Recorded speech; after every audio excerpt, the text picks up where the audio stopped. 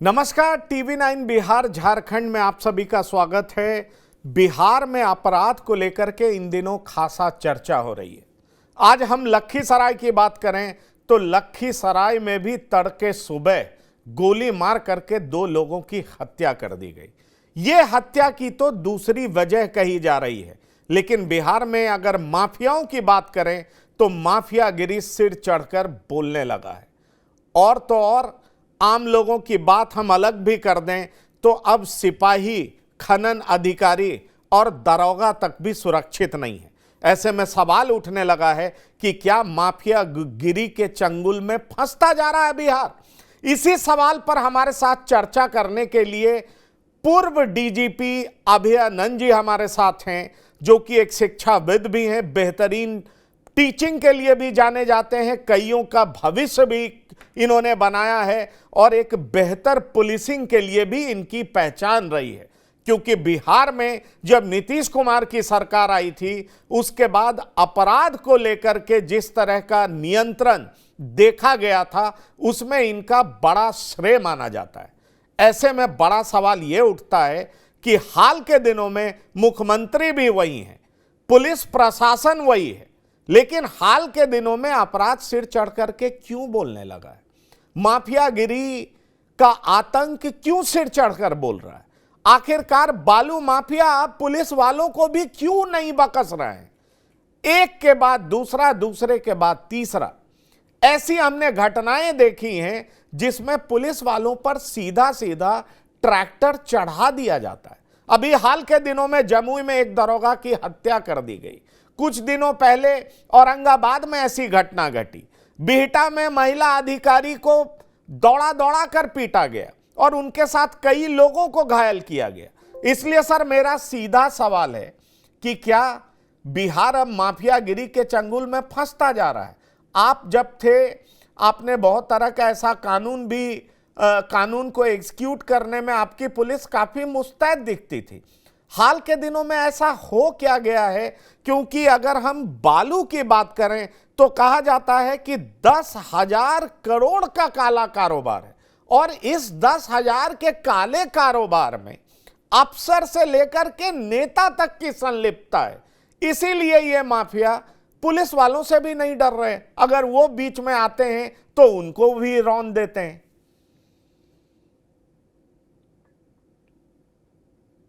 पंकज जी, आपने जो बात कही इसमें सबसे मुख्य शब्द प्रयोग किया आपने, वो है माफियागिरी। ये माफिया होता क्या है? मौलिक प्रश्न है। आदमी है वो, 2 हाथ पांव उसको भी है, 2 हाथ पांव मेरे पास भी है, तो क्या उसकी मसल की शक्ति बहुत ज़्यादा होती है हमसे? ऐसा नहीं है। तो उसकी शक्ति आती कहाँ से? उसकी शक्ति आती है काला धन से, जो वो अपराध के माध्यम से जिस तरह का व्यापार वो कर रहा है, अवैध व्यापार, वो बालू हो, शराब हो, शिक्षा में हो, किसी और क्षेत्र से हो। किसी जमाने में अपहरण की बात होती थी तो वो भी काला धन ही सृजित करता। तो अंत में बात यही आई कि शक्ति इनकी है उनके काले धन में, जो समय समय पर उसका स्वरूप अपराध का बदलता रहता है, लेकिन अंततः वो काला धन ही जेनरेट करता है, सृजन वही करता है। और जिसके पास काला धन अधिक हो जाएगा, जैसे आपने कहा 10,000 करोड़ सालाना ये रेवेन्यू है बालू से।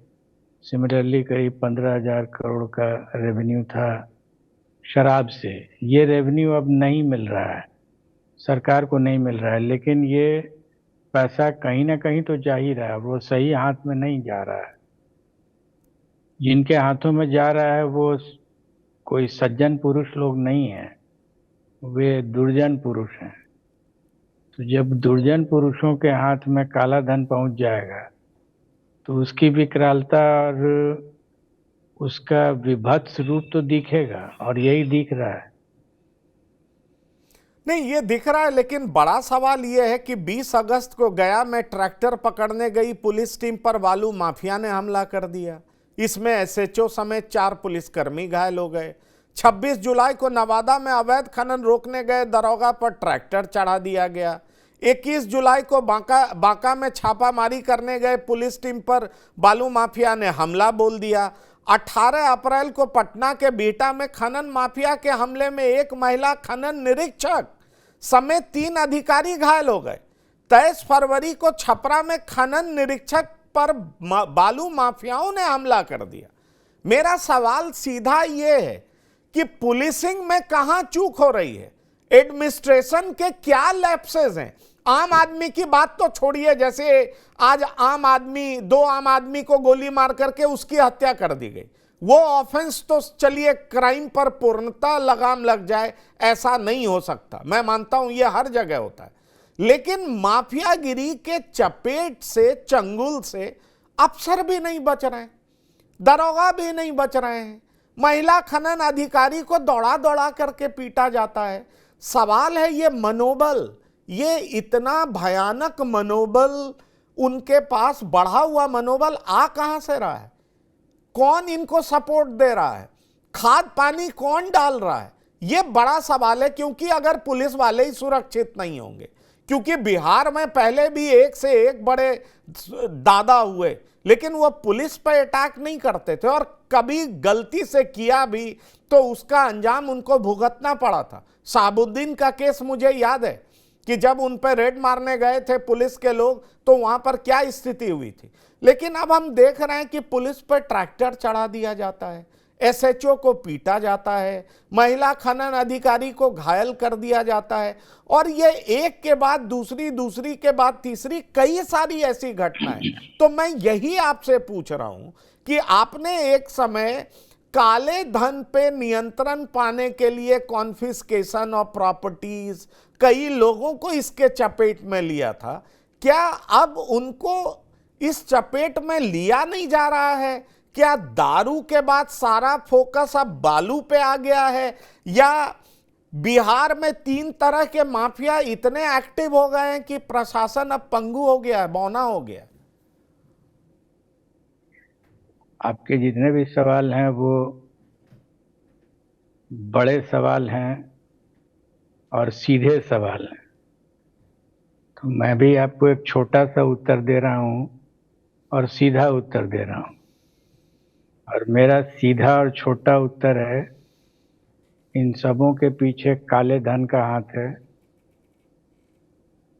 हुआ ये है ऐतिहासिक तौर से कि पुलिस की संरचना की गई थी अपराधियों को पकड़ने के लिए, तो हम लोग अपराधी पकड़ते रहते थे। एक अपराधी पकड़े, उस पर साक्ष्य जमा किए, उसको कोर्ट में लाए, कोर्ट में उसका ट्रायल कराए, उसको सजा कराए। वो एक अलग विधा थी जिसमें मेरी भी ट्रेनिंग उसी में हुई थी, और सामान्यतः पुलिस की ट्रेनिंग वही होती है। हम अपराधी पकड़ते थे। आप गौर करेंगे, मैं जब बोल रहा हूँ अपराधी पकड़ते थे, इसका मतलब हम व्यक्ति को पकड़ते थे, लेकिन उस अपराध से जो वो शक्ति पैदा करता था, अर्थात वो जो काला धन पैदा कर लेता था, उसको पकड़ने की शक्ति हम में नहीं दी गई थी। उसको, जो उसकी शक्ति का स्रोत है, अर्थात जो काला धन है, वो पकड़ने का दायित्व इनकम टैक्स को दिया गया। अब ईडी को दिया गया, पुलिस को नहीं दिया गया। तो पुलिस जो व्यक्ति है उसको पकड़ती थी, वो व्यक्ति कहता था ठीक है मैं जेल में रह लूंगा, लेकिन हमारा बाल बच्चा तो आनंद में रहेगा। तो ये मैंने जब पदभार ग्रहण किया और इसको समझने की कोशिश की, तो मैंने प्रथम प्रयास किया था कि क्या मैं पीएमएलए को एक्टिवेट नहीं कर सकता हूं अपने राज्य में, और मैंने इसको किया। इसके बावजूद भी कि पुलिस को ये शक्ति मनी लॉन्ड्रिंग एक्ट में नहीं दी गई है, तो हमने सीधे ईडी से बात की और ईडी को कहा कि हम कंप्लेनेंट बनने को तैयार हैं, आप इसको कन्फिस्केट कीजिए, आपके पास जो शक्तियां हैं कानून की। और मुझे गर्व होता है कहते हुए कि we were the first state. उस समय का जो डायरेक्टर ईडी था वो एक आईएएस ऑफिसर था मध्य प्रदेश कैडर का। उसने कहा हमको कि you are the first state DGP जो आप आए हैं और हमसे मदद मांग रहे हैं इस दिशा में, और उसने किया भी। तो हमने एक प्रक्रिया उनके साथ मिल करके सृजन किया जिससे कि हम उसको कन्फिस्केट करा सकें प्रॉपर्टी को, जो नॉर्मली वो लोग या तो कोर्ट के कहने पर करते हैं या अपने सोर्सेज से इंफॉर्मेशन गैदर करते हैं। But we were the first police जो इसको स्टार्ट किए, और उसके बाद फिर ये गाड़ी बढ़ने लगी। आज ये गाड़ी चल रही है कि नहीं, बिहार पुलिस इसको चला रही है कि नहीं, या इसका उपयोग कर रही है कि नहीं, इस मामले को और आगे ले जा सकती है कि नहीं। मैं आपको एक और बात बताऊं कि मैंने राज्य के जो चीफ पॉलिटिकल एग्जीक्यूटिव हैं उनसे रिक्वेस्ट किया था कि हमको स्टेट में भी ये कानून लाने दीजिए। तो मुझे ये समझाया गया कि स्टेट में लेजिस्लेटिव कॉम्पिटेंस स्टेट असेंबली को नहीं है, जो I thought was may be true, may not be true, but ये ट्राई करने की जरूरत थी। ये ट्राई तो लेजिस्लेचर ही कर सकता था। अगर हम लोग ट्राई करते और हमारी नीयत साफ थी, आई एम श्योर कि कोई भी इसको ultra vires of the constitution नहीं करता। Most likely I had that belief and I could have fought for it. अगर हमको ये पावर्स मिलता, जैसे नक्सलियों के मामले में हमने यूएपीए में उन सेक्शंस को यूज किया जिसमें कि हमको स्टेट को पास दिया गया था उनके प्रॉपर्टी को कन्फिस्केट करने का अंडर अ डिफरेंट एक्ट। तो इस तरह के जितने भी कानून हैं जहाँ से माफिया लोग या वायलेंट काम करने वाले लोग अपना पास डिराइव करते हैं, दैट इज ब्लैक मनी, इसको हमने कोशिश की कि निकालें और यूज करें। लॉ आपको प्लेटर पर नहीं मिलता है, लॉ आपको खोज कर निकालना पड़ता है उसी कानून की किताब से जिसमें कि आप उसका यूज कर पाइए। और ये रोल टॉप पुलिसमैन का है। डीजीपीज एंड एडीजीपीज जो पॉलिसीज बनाते हैं और लॉ को खोज करके निकाल के इम्प्लीमेंट कराते हैं, ये टिपिकल फंक्शनिंग से नहीं पॉसिबल है। ये आप चुपचाप गए और एफआईआर किए और किसी को पकड़ लिए बस लगा कि बस अब तो हमने जीत प्राप्त कर ली है, ये नहीं होता है। You have to apply your mind, problems keep changing and top man को अप्लाई करना पड़ता है दिमाग। नहीं, पर आप देखें, दारू बंद किया गया, उसके बाद कहा जाता है राजस्व का सबसे बड़ा स्रोत बालू है। पिछले वित्त वर्ष की बात करें 2022-23 में तो 2650 करोड़ रुपए की कमाई हुई है। अवैध बालू खनन को रोकने के लिए सरकार दावा कर रही है कि उसने 23,000 छापेमारी की है। खान और भूतत्व विभाग ने 300 करोड़ रुपए का जुर्माना भी वसूला है। बालू के अवैध कारोबार में 4435 एफआईआर दर्ज की गई हैं। 2439 लोगों को गिरफ्तार किया गया है। 20,000 से ज्यादा वाहन जब्त किए गए हैं। सरकार की सख्ती के बाद भी बालू माफिया इतने सक्रिय हैं। तो सबसे पहले मुझे आप ये बता दीजिए कि जब हर बालू का टेंडर निकलता है, जितने भी घाट होते हैं, तो ये माफियागिरी होती कैसे है और माफियागिरी हो करके किस लेवल पर पहुंच गई है, जिसमें पुलिस की भूमिका क्या होती है, खनन की भूमिका कहां पर होती है, और आखिरकार पुलिस क्यों चपेट में आ जा रही है। ये कई सारी ऐसी बातें हैं जो जनता को पता नहीं है। आखिरकार हमारा खनन विभाग में क्या लैप्सेस है जिसका फायदा ये माफिया उठाते हैं। और अब कहा जा रहा है कि दारू बंद होने के बाद सबसे बड़ा अवैध कारोबार का जरिया बालू ही हो गया है और इसीलिए माफिया गिरी भी इतनी तेजी से बढ़ गई।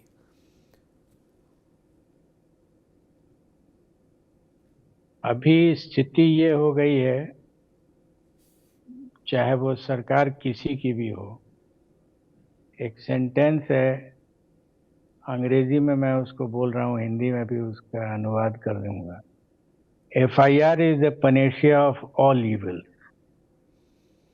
कोई पति पत्नी में झंझट हो जाए तब FIR कर दो, बालू चोरी होने लगे तब FIR कर दो, एक स्टेट एक तरह के एक्टिविटी को इलीगल बता देता है, मतलब कुछ भी हो जाए FIR। लोग समझते हैं कि FIR कर देने से तो बस निदान हो गया आपका। आई डोंट थिंक ये सही है कि आप FIR को हर समस्या का, चाहे वो छोटी समस्या हो या बड़ी समस्या हो, उसको आप एक एक्ट को इलीगल बना दीजिए और हर इलीगल एक्ट को एक FIR कर दीजिए। जैसे लगता है कि कोई मंदिर है जहाँ जो कष्ट हो वहां ले जाके थाने में ले जाके और जल चढ़ा दीजिए तो निदान हो जाएगा। निदान होगा तब जब आप समझिएगा कि ये प्रॉब्लम हो क्यों रहा है। ये प्रॉब्लम मैं बार बार कह रहा हूं कि काले धन के कारण हो रहा है। मैं आपको और ये जो मैं बात बोल रहा हूँ थियोरेटिकल बात नहीं है, इसको मैंने प्रैक्टिस करके देखा है, not only as DGP but as district SP 1991-92। I was the district SP at Bettiah, और वहाँ पहली बार मैं गया था, वहाँ गन्ना की खेती और अपहरण तो लगता था कि आए दिन होता रहता था, कोई दिन नहीं बीता था जब 2 अपहरण नहीं हो गया हो बेतिया में। मैंने इसको करीब 1 महीने तक बहुत गहराई से समझने की कोशिश की कि ये हो क्यों रहा है।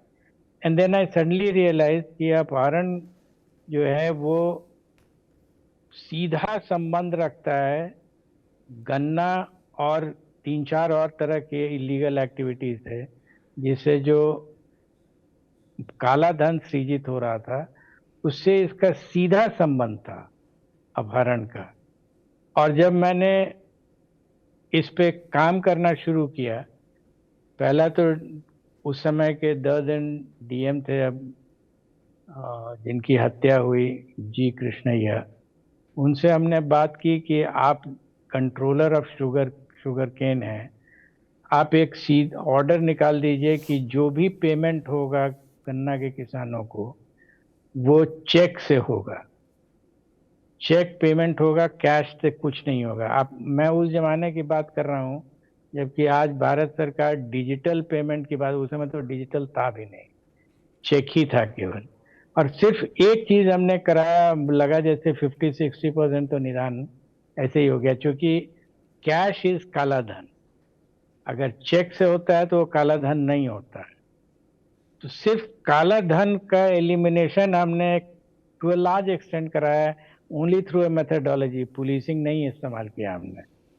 एंड एकदम लगा जैसे कि ड्रॉप कर गया इंसिडेंट। उसके बाद ऑफ कोर्स जो प्रॉपर्टी लोगों ने एक्वायर किया था, बिग किडनैपर गैंग, उसको कन्फिस्केट कराया। उस समय इस तरह के लॉज थे भी नहीं, PMLA भी नहीं था, फिर भी हमने इसको एज एग्जिबिट्स लगवाया था। रैंसम के पैसे का कन्वर्शन हुआ है, लॉ को इंटरप्रेट कर करके कोशिश किया था एज SP लगाने का। जब इस एंगल को हमने अप्रोच किया, माइनिंग उस जमाने में भी इलीगल माइनिंग होता था, पत्थर का, बालू का नहीं, जो गिट्टी होता है उसका क्रशर्स थे उनके नाम पर। फिर कस्टम्स में इंडो नेपाल बॉर्डर पर स्मगलिंग हो रहा था, हमने सबको कन्वर्ट कर लिया इकोनॉमिक ऑफेंसेस में और तब उसको अटैक किया। एंड आई फाउंड कि हमको बढ़िया रिजल्ट्स मिल रहा है।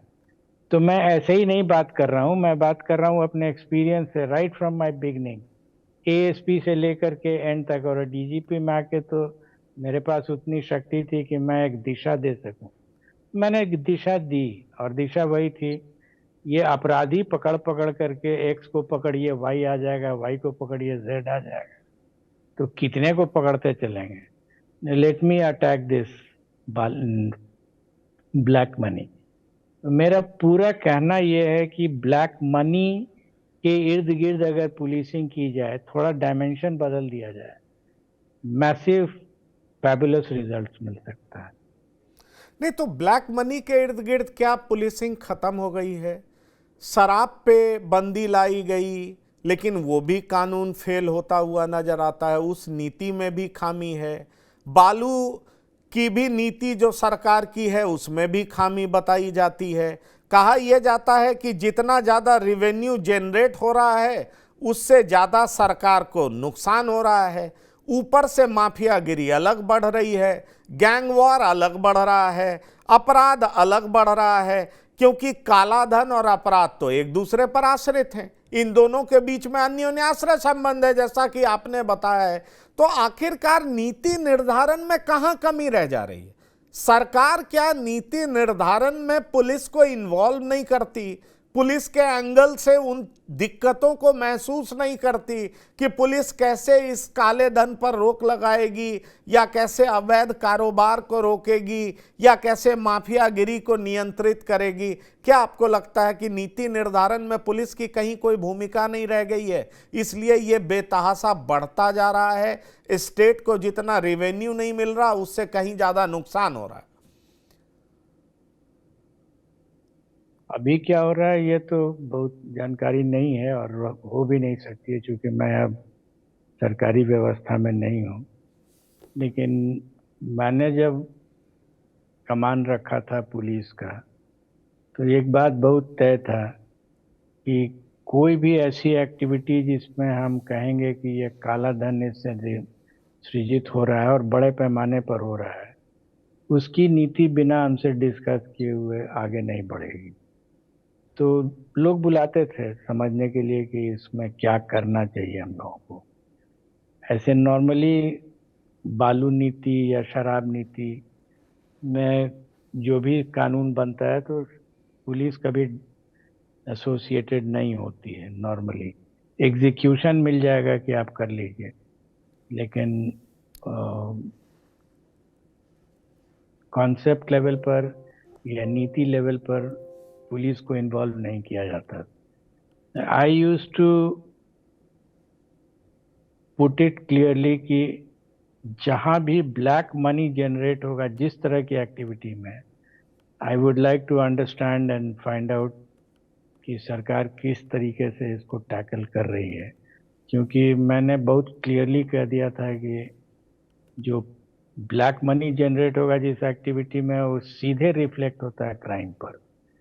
इसको करना होगा और सरकार ने किया भी था। अभी क्या हो रहा है आई एम नॉट श्योर, और कंसल्ट हो रहे हैं नहीं हो रहे हैं तो किस हद तक। Because I told you in my last reply कि मैंने उस एक्सटेंट तक बात की थी कि हमको कानून बनवा दीजिए पीएमएलए टाइप का, जिससे कि हम इफेक्टिवली टैकल कर सकें। क्योंकि आपको मैंने बताया कि पीएमएलए में पुलिस को पावर नहीं है। तो ये हमारे इसको रिजेक्ट कर दिया गया ये कह के कि ये कॉम्पिटेंस नहीं है स्टेट असेंबली का, विच आई थॉट ट्राई किया जा सकता था। क्योंकि मैंने दीन एडवोकेट जनरल से बात किया था और उन्होंने बताया कि आपकी अगर नीयत साफ होगी तो अल्ट्रा वायरस भी शायद चैलेंज नहीं हो सकेगा, या होगा भी तो we can still win that matter. तो what I'm saying in nutshell is the DGP has to apply his mind and move in a way that curbs black money. ये typical policing से नहीं होता है। It has to have a dimension much bigger than FIR and investigation and arrest। ये dimension बड़ा होता है। Dimension बड़ा होता है, पर क्या आप इस बात से तो इनकार नहीं करेंगे कि जिस तरीके से अपराध बढ़ा है तो जाहिर तौर पर काले कारोबार भी बढ़े हैं, गैंगवार बढ़ा है तो काले कारोबार भी बढ़े हैं, और इन तमाम तरह की घटनाएं जब बढ़ रही हैं तो इसके पीछे काला धन तो है ही, अल्टीमेट मोटिव तो वही है। और पुलिस फेल हो रही है तो पुलिस फेल क्यों हो रही है? ये तो आपको आपके साथ, चूंकि आपका लंबा अनुभव रहा है बतौर आईपीएस ऑफिसर भी, डीजीपी बिहार भी, सवाल ये है कि माफियागिरी चाहे शराब को लेकर के हो, चाहे बालू को लेकर के हो, चाहे किसी चीज को लेकर के हो, माफियागिरी अगर बढ़ रही है और उसमें काला धन का सृजन हो रहा है तो जाहिर तौर पर उससे अपराध भी बढ़ रहा है, गैंगवार भी बढ़ रहा है। और ये बढ़ रहा है, ये तो आप न्यूज में देखते ही होंगे। तो क्या आप मानते हैं कि बिहार की पुलिसिंग फेल हो रही है? जहां पर इन तमाम समस्याओं का जड़ है उसको पकड़ने में आप पुलिस कामयाब नहीं हो रही है। आपने जैसा कि कहा कि एफआईआर को पैनासिया मान लिया जाता है, एफआईआर जबकि उस कैपेसिटी में काम करता नहीं है। तो आखिरकार दिक्कत कहाँ है और इसका निदान क्या है, और इस बढ़ते हुए अपराध और क्राइम को आप किस तरीके से देखते हैं? I think I have answered this question. मेरा तरीका है कि आप पहले तो इस बात को एक्सेप्ट कीजिए कि क्राइम का संबंध ब्लैक मनी से है। अगर आप इस थियरी को एक्सेप्ट नहीं करते हैं, then you create your own theory, but there should be a model. विज्ञान में भी होता है, कोई फिनोमेनन अगर दिखाई पड़ता है तो उस समय तक का जो थियोरेटिकल मॉडल है उसको अप्लाई किया जाता है। अगर थियोरेटिकल मॉडल उस फिनोमेनन को एक्सप्लेन कर देता है तो then you clap and say yes, this theory has proved this theory has given you an explanation for that phenomenon जो अभी तक एक्सप्लेन नहीं था। अभी का जो फिनोमेनन है वो है कि अपराध बढ़ता चला जा रहा है, डायमेंशंस ऑफ अपराध भी बढ़ता जा रहा है, at the same time gang war भी बढ़ रहा है, at the same time illegal activities का जो तरीका है वो भी बढ़ता जा रहा है। तो इस दोनों के बीच में एक relationship, at least I could see it very clearly कि ये दोनों के बीच में एक रिलेशनशिप है, और ये जब तक नेक्सस नहीं टूटेगा तब तक ये चलता रहेगा। जो भी सीनियर लेवल का, सीनियर मतलब होता है डीजीपीज एंड एडीजीपीज, इस लेवल के ऑफिसर्स अगर इसको एक्सेप्ट नहीं करेंगे and if they are not able to put it across to the government saying कि ये चूंकि अपराध से रिलेटेड है और अपराध is my domain, then I would like the government to understand that they have to consult us before they get into these areas and create policies and नियम्स। ये अगर करेंगे तो हमसे पहले डिस्कस करें, हम उसको देख। आप अगर आप उसके आउटकम को, जो आउटकम हुआ मर्डर, दरोगा जी का मर्डर हो गया तो इट्स अ सिंपल मर्डर, ठीक है, but why did it happen? और अगर वो नहीं आप कर पाइएगा तो होता रहेगा, आप उसका एफआईआर कर लीजिए, इन्वेस्टिगेशन करते रहिए। नहीं, पर यहां दिक्कत तो यह है कि हर जिले में खनन विभाग के अफसर भी नहीं है। पता नहीं उसमें पुलिस को इन्वॉल्व होना पड़ता है। क्या काला है, क्या उजला है, ये कौन समझता है, कैसे समझता है, ये डिमार्केट करना भी बड़ा मुश्किल है। अगर उसी विभाग का अधिकारी नहीं होगा तो पुलिस कहां से इंटरवीन कर जाती है। फिर यह भी हो सकता होगा कि पुलिस को मैनेज करने की कोशिश होती होगी और पुलिस आउट ऑफ वे जाने लगती होगी। कई सारे क्राइम के ऐसे पहलू हैं। मेरा सवाल बस बहुत सीधा है, और मैं इस बात को बिहार में देखता भी रहा हूं कि अपराधी चाहे कितना भी बड़ा रहा हो, पुलिस पर हमले करने से बचता रहा है। लेकिन इन दिनों हमने बिहार में भी देखा है कि अपराधी पुलिस पे को सीधा टारगेट कर रहे हैं, पुलिस पे ट्रैक्टर चढ़ा दे रहे हैं, पुलिस को घायल कर दे रहे हैं, पुलिस की हत्या कर दे रहे हैं। ये मनोबल इस तरह का बढ़ना मुझे परेशान करता है। इसमें तो मुझे एक ही बात नजर आती है कि जाहिर तौर पर अगर माफियाओं की पहुंच बहुत ऊंची नहीं होगी तो वर्दी पर अटैक करना आसान बिल्कुल नहीं होगा। आप क्या कहना चाहेंगे इस पर? आपने जो अभी इस्तेमाल किया शब्द कि उनकी पहुंच बहुत ऊंची नहीं होगी, आप शायद मीन कर रहे हैं कि ऊंचे स्तर के लोगों के साथ नहीं होगी। जी हाँ। ऊंचे स्तर के लोगों के साथ होने का मतलब होता है आपके पास उतना पैसा होना चाहिए जिससे कि आप ऊंचे स्तर पर पहुंच जाएं। तो फिर फाइनली तो बॉयल डाउन करता है पैसे पर।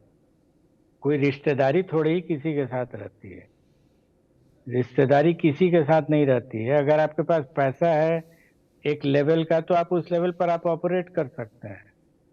तो आपके पास पैसा हो गया तो आप किसी स्तर पर जा सकते हैं, जिस स्तर का पैसा है उस स्तर पर आप जा सकते हैं।